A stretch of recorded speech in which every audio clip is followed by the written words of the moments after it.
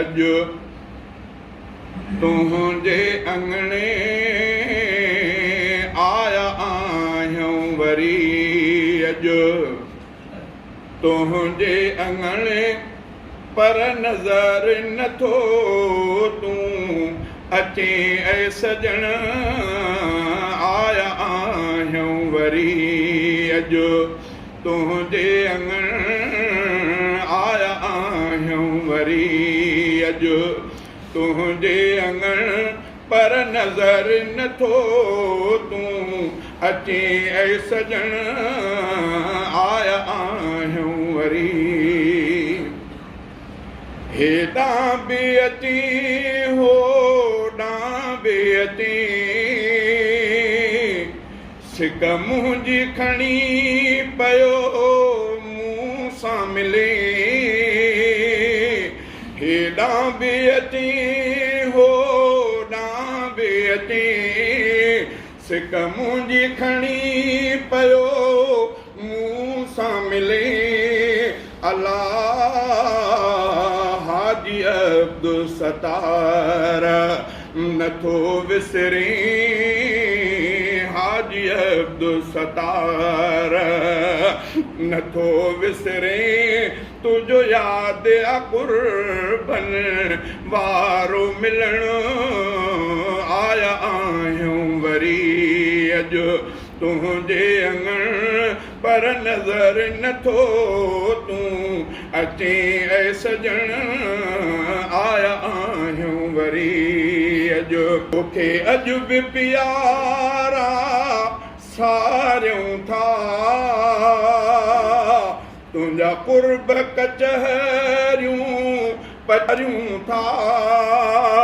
तोखे अॼु बि प्यारा सारियूं था तुंहिंजा कुर्ब कचहरियूं पचारियूं था अल्लाह कॾहिं यादि करे नीर हारियूं था हुई माण्हू मिठो तूं माखी मखण आया आहियूं वरी अॼु तुझे अंगण पर नज़र नथो तूं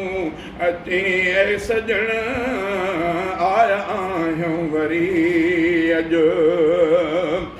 अल्लाह जो नेक बंदो तूं हुई अल्लाह जा पियो सजेदा तूं ॾीं अल्लाह ऐं प्यारो हबीबन सां पियो करे तोखे वणंदो न हो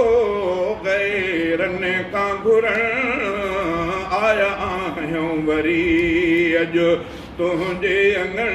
पर नज़र नथो तूं अचे ऐं सजण